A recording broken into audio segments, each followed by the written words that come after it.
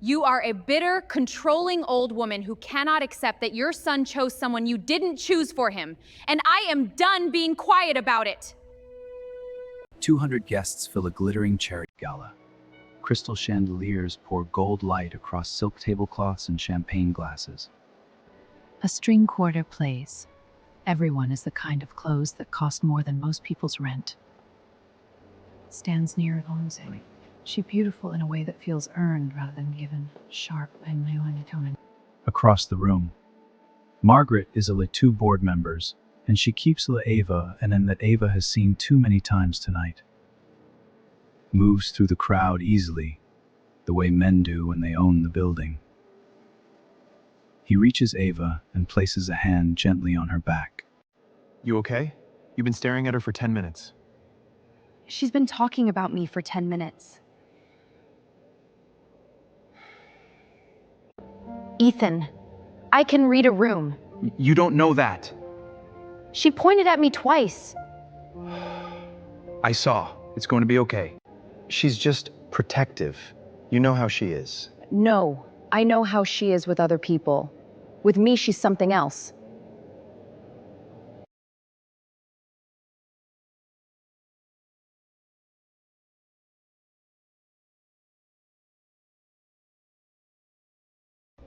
Ava. Margaret. You look lovely this evening. Thank you. I heard you arrived alone. I thought you were bringing a colleague. Plans changed. They often do with people like you. People like me? I only meant that your schedule is unpredictable. You work very hard. That's not what you meant. Ava. No, we're done doing this politely. Ava, not here. You have made it perfectly clear since the day I met your son that I am not what you want for him. You've canceled dinners I was invited to. You've introduced him to 3 other women in 4 months. I am tired of pretending not to notice. This is not the place. You pick the place, Margaret. Because every place feels the same when you're in the room. You are a bitter, controlling old woman who cannot accept that your son chose someone you didn't choose for him, and I am done being quiet about it. You don't know what you're saying. I know exactly what I'm saying. No, you really don't. Well, that happened. She deserved it. Maybe. But I don't think that woman looked angry, Ava. She looked scared. The penthouse on the Upper West Side had a particular kind of sense that expensive places always have.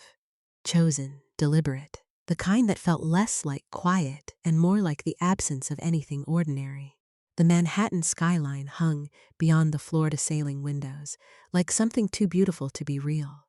And Ethan Whitmore stood against the glass with a glass of scotch in his hand that he had not once brought to his lips. The ice had long since given up. Ava came in behind him, still wearing the green dress. But whatever had powered her through that ballroom had left her somewhere between the car and the elevator. Her shoulders sat lower. The fire had settled into something closer to bone-deep exhaustion. She told him she would start, because he clearly didn't know how to. She told him that Margaret had been making her invisible since the day he introduced them. Not rudely, not loudly, but with the practiced precision of a woman who understood that exclusion did not require raising your voice. Ethan turned from the window and said his mother was difficult with everyone at first, and Ava told him this was not that. Difficult was forgetting her name at a dinner. Difficult was a little formality, a little frost that thawed over time. What Margaret did was something else.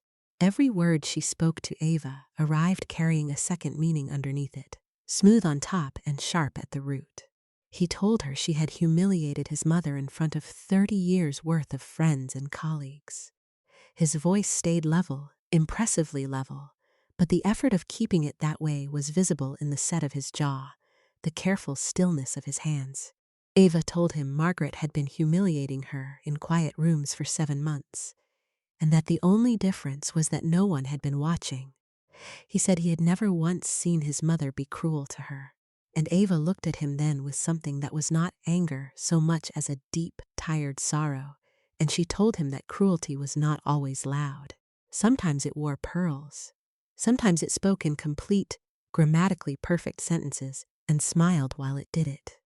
They went back and forth, the way people who love each other do when they are both right about different things at the same time, when the argument is real, but the wound underneath it is realer. Ava told him she was not asking Margaret to love her. She was asking her to stop treating her like a problem she was quietly trying to solve. Ethan set his untouched glass down on the table and sat, and he looked genuinely torn. And Ava hated how fiercely she still loved him, even standing in the middle of all of this. Then he told her what Margaret had said to him at the gala, before he had come to find her. 3 words, delivered quietly, that landed in the room like something dropped from a great height. Ava is not who she appears to be. The silence that followed was a different species from all the silences before it. Ava asked what that meant. He said Margaret wouldn't say more. And Ava told him, her voice still steady, still controlled, that of course she wouldn't, because there was nothing to say, because that was the whole point. Drop something like that into a man who trusted you completely, and then step back and watch it grow. But Ethan said quietly that perhaps his mother knew something he didn't, and Ava asked if he was serious, and he said he was asking a question. He told her that Margaret had looked frightened at the gala, not angry. Frightened. Ava opened her mouth to respond, then closed it again, because Clare had used the same word, standing beside her in that ballroom with a glass of water pressed into her hand. Scared. Not angry, scared.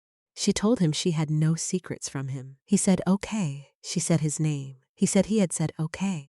But the word arrived in the room flat and hollow, like a coin dropped on a stone floor, and the space between them on the couch felt wider than the distance actually was, wider than it had ever been before. The Whitmore family estate in Greenwich was the kind of old that did not announce itself.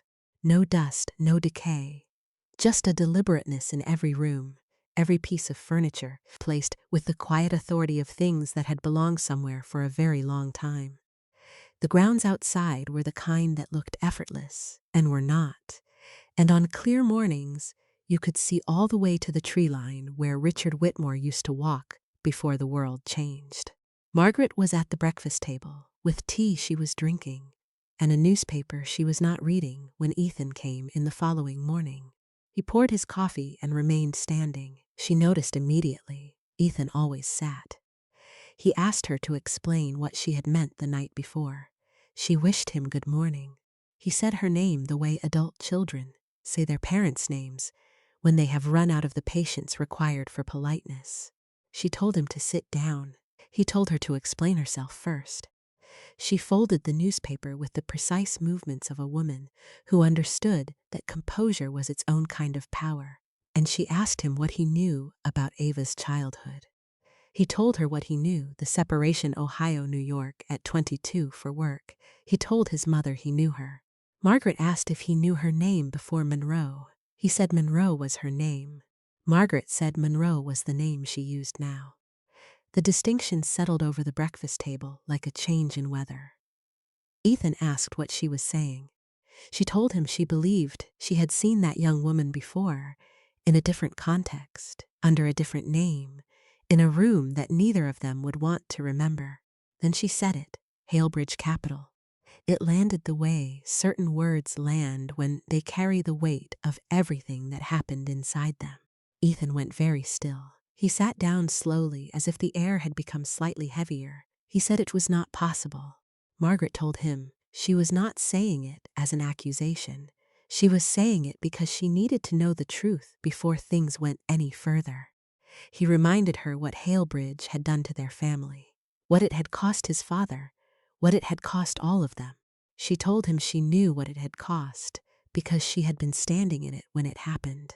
Then she told him something that changed the shape of the whole conversation. Ava would have been 13 years old when Halebridge collapsed. 13, and her name had not been Ava Monroe. Ethan stared at his mother. He asked how certain she was. She told him that she had not been certain of anything since his father died, but that she remembered that face and those eyes. She had seen them across a courtroom 15 years ago. and she had not forgotten them in all the years since. He asked why she had waited, why she had said nothing when he first brought Ava home. Margaret told him because she had needed to understand whether Ava had known who Ethan was when she met him, whether it was a coincidence or a continuation.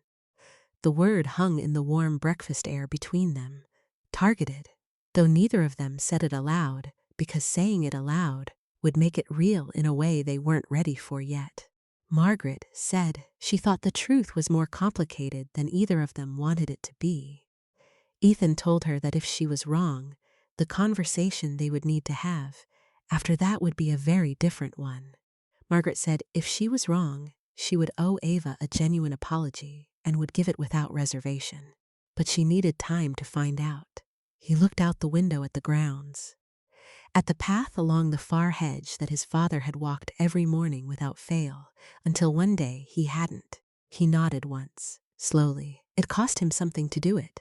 They both felt the cost of it, but he nodded. The coffee shop in Chelsea was the kind of place that had leaned into its own imperfections and called them character. Mismatched chairs, exposed brick, pendant lights hanging at slightly different heights, as if installed by someone who didn't own a level and had decided not to care. Clare Bennett had her hands wrapped around a mug and was sitting in the particular way she sat when she was about to say something Ava needed to hear and had not asked for. It had been 18 hours since the gala. Ethan had answered 2 texts. He always called before noon. Ava said she did not regret what she had said, that Margaret had needed to hear it. Clare considered this carefully, the way she always did before delivering honesty, and then told her gently that maybe Ava had needed to say it more than Margaret had needed to hear it, that she had been waiting for permission to explode since that very first dinner, when Margaret had seated her at the far end of a table long enough to host a small summit. That last night had been the match, not the fire. The fire had been building for 7 months. Ava told her she had worked for everything she had, every single thing. No safety net, no parents with the right names or the right numbers in their phones. She had built her career from nothing, and she refused, absolutely refused, to let a woman in a silver dress make her feel like she was still the girl who couldn't afford the right postcode. Clare said she knew all of that, and then she asked, with the careful precision of someone choosing their words, like they were stepping across wet stones, whether when Ethan had first told her his last name, Whitmore, the group, the foundation, whether anything had felt familiar to her. Ava asked what kind of question that was. Clare said an honest one. Ava said no. Clare was quiet for a moment. Then she said that she had known Ava for 8 years, and that the only thing she knew about her life before 20 was that it had been hard. She had never once spoken about before Ohio. Not one story, not one memory, not a single name from that time. She asked what had happened before Ohio. Something moved across Ava's face then, quick as a shadow crossing a wall, gone almost before it registered. Something old and specific, belonging to a version of her that predated everything Clare knew about her. Ava looked past her at the street outside and said it was nothing she needed to talk about. Clare didn't push, but she watched Ava for the rest of their coffee, the way she held her mug too tightly, the way her eyes went somewhere distant when she thought no one was looking. And Clare, who had known this woman for 8 years and loved her like a sister, did not like what she saw there at all. 3 days. 2 texts answered, the kind of silence that filled itself with everything you didn't want to be thinking. Ethan's office occupied the upper floor of the Whitmore Group building, with the particular orderliness of powerful men's spaces, the kind of tidiness that communicated something intentional about the person who occupied it, that said control was not an effort but a natural condition. He was behind his desk when Ava walked in past his assistant, who had tried to stop her and had been thoroughly unsuccessful. She told him it had been 3 days. He started to explain and she told him he had answered 2 texts. He put down his pen. He did not stand up, and she noticed it with the precision of a woman who noticed everything about him, the small absence of a gesture that had always been automatic before. He said he had needed space to think. She asked what he had been thinking about, whether she was worth the inconvenience of standing up to his mother. He says that wasn't fair. She told him to tell her what was happening then, because the silence was making her fill in the blanks herself, and she did not like the story she was writing. He looked at her with something careful in his eyes that had not been there before the gala. Something measured, something new. He told her he needed to ask her something, and he needed her to answer honestly. She told him she had always been honest with him. He asked what her name had been before Monroe. The air in the room changed in a way that had nothing to do with the temperature or the light. It was the kind of change you feel rather than see. Ava went very still. Not the stillness of someone with nothing to hide, but the specific, recognizable stillness of someone who has just been found in a place they thought was safe. She asked where he had heard that. He said his mother. She sat down in the chair across from him without being invited to, and she looked at her hands for a moment, and then she told him the truth in pieces. That she had changed her name legally at 19, that Monroe had been her grandmother's maiden name, that her birth name was tied to things she had not been responsible for, things that had happened around her when she was a child, not things she had done, and she had taken a new name to start over. He asked her birth name. She looked at him for a long moment, something in her eyes asking a silent question. Whether he truly needed this answer, whether they could not simply stand at the edge of it and step back. He held her gaze. He did need it, she told him. Ava Hale. It hit him the way a name can hit you when it carries 15 years of history inside it. He leaned back slowly. His face did not break, but it bent, something behind it shifting the way ground shifts before it shows a crack on the surface. He said the name Hale, Victor Hale. She told him Victor Hale was her father, and that she had not spoken to him since she was 14 years old. He told her, his voice carrying the flat, careful weight of someone reciting facts that are still too large to feel, that Victor Hale was the man who had used his father's money to fund a fraudulent investment scheme that had collapsed and nearly destroyed their company. She said she knew. He said she had known. She told him not when they met. She had found out 6 months ago, 2 months before the gala season began, and she had been trying to find the right way to tell him ever since. 6 months, he said, not loudly, not with anger, exactly.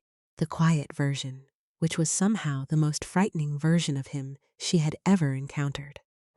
She told him she had needed to understand what it meant first, whether it had anything to do with them, whether he would believe her if she told him she genuinely had not known when they met. He said he didn't know what to believe right now. She stood and told him she was not her father. He said he knew that. She asked if he did. He didn't answer quickly enough. She walked out. He sat alone in that enormous ordered room for a very long time, staring at a wall that had nothing on it worth staring at. Ava had not expected to be let through the gate. She had come to the Whitmore estate the following evening, without calling ahead, with no particular plan beyond the knowledge that the conversation needed to happen, and that she was done waiting for the right moment. But the housekeeper opened the gate without hesitation, led her through the house without question, and brought her to Margaret's private study, as if instructions had been left, as if Margaret had been expecting her all along. The study was lined floor to ceiling with books and old photographs, a room that had witnessed decades of decisions, quiet and otherwise. A fire burned low in the grate, the kind that has been burning long enough to feel like part of the architecture rather than something added to it. Margaret was in a high-backed chair with reading glasses she removed when Ava entered, setting them on the side table with the unhurried calm of someone setting down something heavier than glass. She said she had hoped Ava would come. Ava told her she had known she would. Neither of them needed to say why. Without the social armor of a public event, without the distance that dinner tables and other people provided, it was simply 2 women and a fire, and 7 months of everything that had never properly been said between them. Ava told Margaret she owed her an apology. Margaret told her to hold it until they had finished talking. She asked Ava what she remembered about before Ohio. Ava said she did not remember much. She had been young. It had been a difficult time. Her memories from those years were less like a film and more like photographs with the context stripped away. Margaret reminded her she had been 13 when Halebridge collapsed and asked again, more specifically. And Ava found herself describing things she had not spoken about in years. Her father in legal trouble, she was too young to fully understand. The lawyers who kept appearing in their house, moving twice in a single year, each new place feeling slightly less like home. Her mother slowly, quietly, stopping all talk of the future, as if the future were something they had lost the right to discuss. Then Margaret asked if she remembered a courthouse in the spring. She had been wearing a blue coat. Ava stared at her. The specificity of it. Not a courthouse, not a coat, but that courthouse, that coat, was the kind of specific that could only come from someone who had been there. She asked how Margaret knew about that coat. Margaret told her she had been there. She had sat across the room from Ava during the deposition proceedings. Ava had been with a court-appointed guardian because her mother was unwell and her father was in custody, and she had sat absolutely straight the entire time and had not cried once. Margaret said she had looked at that child and thought she was the bravest thing she had ever seen in a room that had very little bravery in it. Ava asked why she had been there. Margaret told her that her husband Richard had been named as one of the investors ruined by her father's scheme. She had come to that courthouse carrying anger, the way wronged people do, intending to witness something that might feel like justice. Instead, she had seen something else. She had realized in the course of those proceedings that Victor Hale had used Ava's name on one of the investment documents, listed her as a junior account holder on a shell company, a mechanism to obscure the paper trail. Ava had been a child. She had signed nothing. She had understood nothing. But her name was there, and without intervention, it could have touched her in ways that would have followed her for the rest of her life. Margaret had made sure the opposing attorneys understood, clearly and without room for negotiation, that a minor could not be held to any part of the liability. Ava asked if she had really done that. Margaret said she had, and then Ava had vanished from the proceedings, into foster care, she had assumed, or with some distant family, and Margaret had put the whole thing out of her mind. She'd had her own grief to carry. Ava told her she had gone to her grandmother in Ohio. Her grandmother had changed her name because she understood, better than most, what a name could do to a child if the wrong people remembered it. The fire settled quietly in the grate. The room held its silence like a held breath finally released. Ava asked the question she had been turning over since she arrived. Why hadn't Margaret simply told her all of this? The first time Ethan brought her home, the first time their eyes met across a dinner table, why had she said nothing? Margaret told her honestly, because she had not known whether it was a coincidence or a plan. She had not known if Ava had walked into Ethan's life, knowing exactly who he was and what his family represented. She had needed to understand the shape of it before she spoke, because speaking too early, from the wrong position, could have destroyed something true, or protected something false. She had not known which. Ava told her quietly that she had feared she had come after him deliberately, to get back at the family for what had happened. Margaret said she had feared it. She had not believed it. And she understood there was a very fine line between those two things when you were the one standing on the wrong side of it. She said she was sorry, that her way of trying to protect what mattered had caused Ava real pain, and she was genuinely sorry for that. Ava looked at this woman, truly looked at her, without the static of everything she had been carrying clouding the view, and saw what she had missed in every single room they had shared over the past 7 months. Not arrogance, not the cruelty she had assigned her in her worst moments. Something much harder and more human than either of those things. Protection. Clumsy, imperfect, frightened, completely genuine protection. She told Margaret she had called her a bitter old woman in front of 200 people. Margaret said yes, she had. Ava said she hadn't known. Margaret said no, she hadn't. They sat with that for a moment, letting it mean what it meant without trying to soften it. Then Margaret told her there was something else. A lawyer named Daniel Cross was coming the following morning with documents from the original Halebridge case, sealed during the settlement and only recently made accessible. Documents that she believed would explain not just what Victor Hale had done, but why and who had helped him do it. Ava looked at the fire. Her hands folded themselves in her lap with the automatic composure of a girl who had learned in a courthouse at 13 that stillness was the one thing no one could take from you. Daniel Cross arrived the following morning, carrying a leather case that looked older than most people in the room, and the kind of quiet authority that comes not from confidence, but from having sat in enough difficult rooms to stop being afraid of them.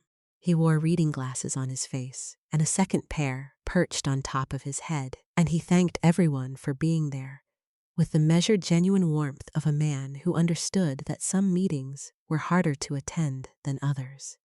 The Whitmore Estate Library had the particular silence of a room that had held important conversations before and knew how to contain them.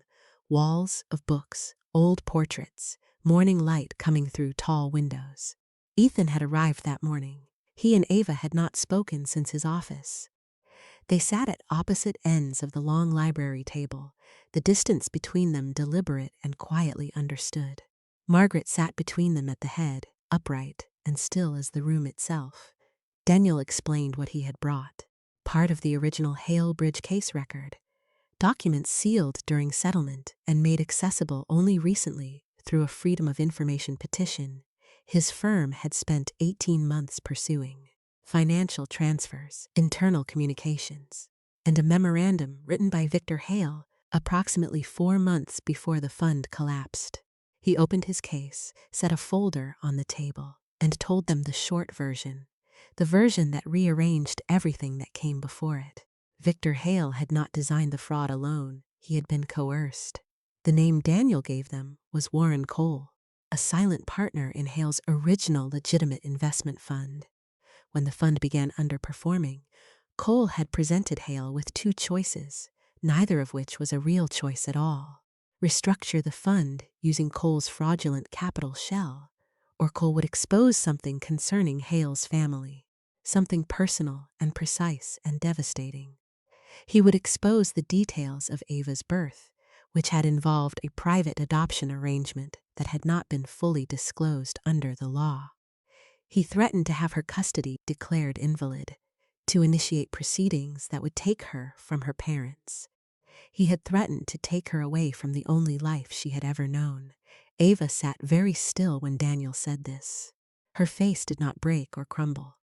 She simply absorbed it the way people absorb things that are too large to respond to immediately, with a stillness that looked like calm and was really just the body's first response to something it has not yet begun to process. Her father had made the wrong choice. Daniel said this plainly because it needed to be said plainly. He had chosen the fraud over the exposure. He had let 100 innocent people be harmed because he was afraid, not of losing money, not of losing status, but of losing her. The motivation had not been greed. It had been the most ordinary and devastating thing in the world, a father's terror of losing his child. Ava asked where Warren Cole was now. Daniel told her he was currently under a separate SEC investigation for a different scheme entirely. The documents had been forwarded to the relevant authorities. He would face proper consequences this time, the kind that had eluded him 15 years ago. But Daniel had believed Ava deserved to see all of this first, before anyone else. She reached across the table and touched the folder. She didn't open it, just rested her fingers at its edge, lightly, as if she was checking whether she was ready to carry what was inside it. Perhaps she was deciding. Perhaps she was simply giving herself a moment, the way the girl in the blue coat had given herself a moment in a courtroom long ago, composing herself before a world that had not asked her permission before falling apart. Margaret said her name softly. Ava looked up, and Margaret told her with the simple directness of a woman who had decided that gentleness, at this particular moment, served better than caution, that her father had been weak, but he had not been a monster. She thought Ava deserved to know that. Something broke in Ava then, quietly. Not loudly, no tears, no collapse, nothing the rest of the room could point to and name. It was the kind of breaking that happens deep inside a person when something they have been carrying alone for 15 years suddenly has someone else's hands on it, and the weight of it shifts, just slightly, and the difference between carrying it alone and not is more than you had ever let yourself imagine. She nodded, just once, it was enough. November had made the estate gardens cold and gray-green and very still. The stillness of living things that have gone quiet for the season, resting rather than absent. The cold sat in the air without urgency, undecided about how serious it wanted to be. Ava was on a stone bench near the far end of the path with the folder in her lap, closed. She had read everything inside it, every word. Ethan came and sat beside her. He chose his distance carefully, close enough that she would know he was there, far enough that she would have room to not be ready for him yet. He told her he owed her an apology. She started to say he didn't, and he told her firmly that he did. He had gone cold on her because his mother had dropped a name, and he had let it change the way he looked at her. He should have come to her directly. He should have asked her, instead of retreating behind silence and watching her fill it with her own worst guesses. She told him he had had every reason to be unsure. Her name had been on those documents. Her father had been the architect of something that had genuinely damaged his family. He told her father had been a man who had made a terrible choice in the most human of circumstances, trying to protect his child, and that his own father had made a different kind of terrible choice, trusting the wrong man with his money and his faith. Their families, he said, had almost destroyed each other. And then somehow, improbably, in a city of millions, they had found each other at a charity function and had done something neither of them had planned on doing. She said she did not know what she would have done if she had known who he was when they first met. She thought she might have been afraid that the past mattered more than the present. He asked if it mattered now. She said not to her, not anymore, not the way she had feared it might. She said she understood if it mattered to him.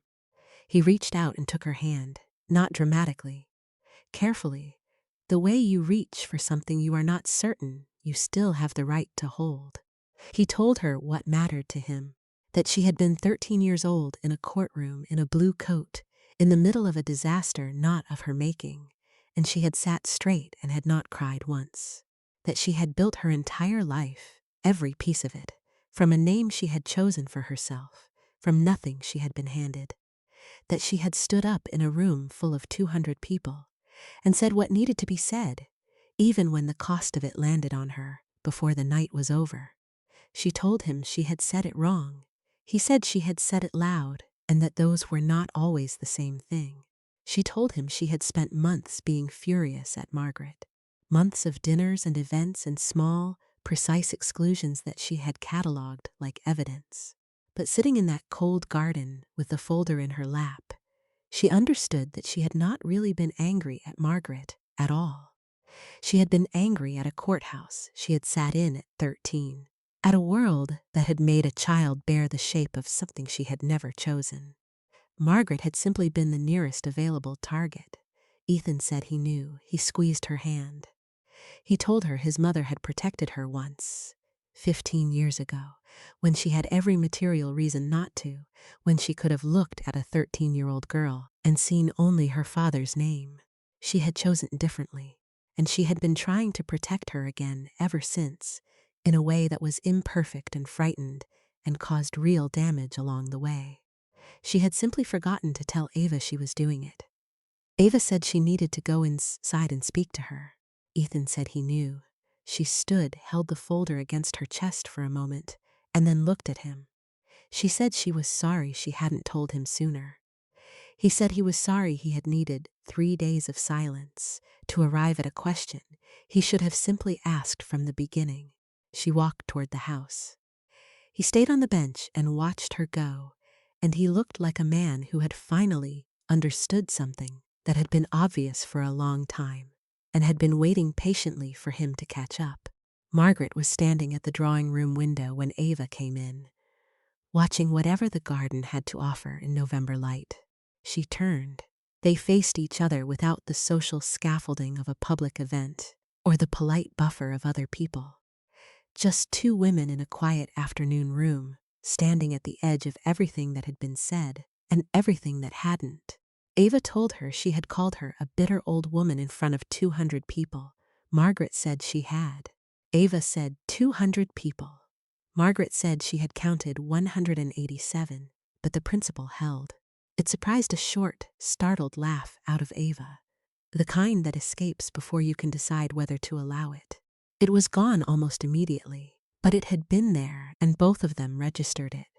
Ava said she was sorry, not because of what it had cost her, but because Margaret had not deserved it, and because she had been trying to protect Ava in her own impossible way, even in that very moment, and Ava had not known. Margaret said she had had no way of knowing. Ava said that didn't make it right. Margaret agreed without qualification. It didn't. They sat. Margaret in her usual chair, Ava across from her, the space between them smaller now than it had been in any other room they had ever shared. Margaret told her she owed Ava something too, that she had watched her navigate this family for 7 months, and had given her nothing but suspicion, dressed as caution, and distance dressed as protection. She told her some of it had genuinely been protection, but some of it had been something plainer and less forgivable, fear. Pure, selfish, personal fear that her son might love someone connected to the worst chapter of their lives, and that history would find a way to weaponize that connection against everything she was still trying to hold together. Ava said she was not her father. Margaret said she knew. She said she had known it before she had been willing to admit it to herself. That Ava carried a kind of bravery Victor Hale had never once managed. That she chose honesty even when it cost her. Margaret had watched her do it over and over again in rooms that rewarded silence and punished truth, and she had known. Ava looked down at the folder still resting in her hands. She said her father had been trying to protect her, in the worst way possible, through the worst possible means, causing harm to people who had done nothing to deserve it. But that had been the reason, not greed, not ambition. Her Margaret said yes. And Ava said she had spent 15 years believing she had come from something shameful, had carried that belief like a stone in her chest, had changed her name and built her life in a different city, and told herself it was ambition, when part of it had always been flight. Margaret told her quietly that there was a difference between painful and shameful, that the two were not the same thing, even when they felt indistinguishable from the inside. Ava looked at this woman across the small, warm space between their chairs and saw, perhaps for the very first time, without the distortion of everything she had been carrying, what was actually there. Not the calculating matriarch she had built in her imagination over 7 months of careful slights. Not cruelty in pearls. A mother, frightened, imperfect, doing what she knew how to do with the specific and particular shape of her grief. She said she would like to try again, if that was something Margaret was open to. Margaret said she would like that very much. The simplicity of the answer was its own kind of grace. A comfortable silence moved into the room the way comfortable silences do, arriving without announcement, requiring nothing, perfectly at home. Then Margaret told Ava that for what it was worth, that blue coat had been a very good color on her. Ava looked at her for a long moment, and then she laughed. A real one, full and unguarded, the first genuine laugh she had allowed herself in this house. It changed the whole room. Victor Hale had aged the way men do when they have spent a long time carrying something they cannot put down and cannot justify and cannot stop thinking about in the small hours. He was smaller than his photographs that were 15 years out of date and had captured a man who still believed he was going to get away with it. When Ava walked into Daniel Cross's Midtown law office and saw him sitting at the far end of the conference table, he looked up at her the way a man looks when he has rehearsed a moment so many times, in so many versions, that the actual moment arrives like a stranger. He said her name. She told him not to call her that yet, that they had not earned it yet. He nodded and said nothing and did not try again. His lawyer sat beside him in the particular stillness of a professional who understood that this was not his scene to manage. Ava told her father she did not want a prepared statement. She needed him to tell her himself in his own words, without the cushioning of legal language or professional framing. She needed to hear the human version of it. So he spoke. He told her he had made the worst choice a father could make. He had told himself, at the time and for a long time after, that he was protecting her, that the alternative had been losing her entirely, and that the thought of losing her had been more than he could face. But protecting her the right way would have meant going to the authorities and telling the truth, and accepting whatever consequences followed. It would have meant trusting that a system he had no reason to trust would not use his daughter's name to punish his crime. Instead, he had chosen the other thing, the coward's option, he called it with no equivocation, and he had taken 100 innocent people down with him, including the family sitting across the table from him now. He said he had lived with that for 15 years, and that there was nothing he could offer that would make it right, because some things could not be made right. They could only be carried forward differently. Ava told him he was correct, there was not. She let it stand without softening it, and then she told him that his testimony would help put the right man in front of a judge, and that this mattered. He asked if it was enough. There was a long silence, the kind that does its own work if you let it. She told him she did not know yet, but it was a start. Across the table, Ethan reached under the surface and took her hand. She let him. She kept her eyes on her father. Victor Hale saw it happen. Something shifted in his face, not the relief of absolution, because he knew better than to expect that, but the complicated, smaller relief of a man who has failed someone profoundly and sees, against all reasonable expectation, that they have managed to build something real anyway. It was more than he deserved, and he knew it, and he was grateful for it in the quiet way of men who no longer feel they have the right to be grateful loudly. The city was extraordinary outside the penthouse windows that evening, lit and indifferent and entirely itself, as New York always is when your life has just shifted on its axis and the skyline hasn't noticed and doesn't plan to. Ava was in the kitchen making tea because her hands needed occupation, and her mind needed a moment in which it was not required to hold everything at once. Ethan stood at the counter watching her with the quiet attentiveness of a man who had learned, slowly, through a difficult few weeks, that sometimes the most useful thing you could offer was simply your presence. He told her to stay. She said she was making tea and wasn't going anywhere. He said that wasn't what he meant. She turned to face him. He told her not to do it, not to use everything that had happened as scaffolding for a retreat she had been building in the back of her mind. He could see it happening. He could see her assembling the case for distance, stacking the reasons one on top of another, until they made something that looked like sense. He was asking her not to finish building it. She told him their families had history.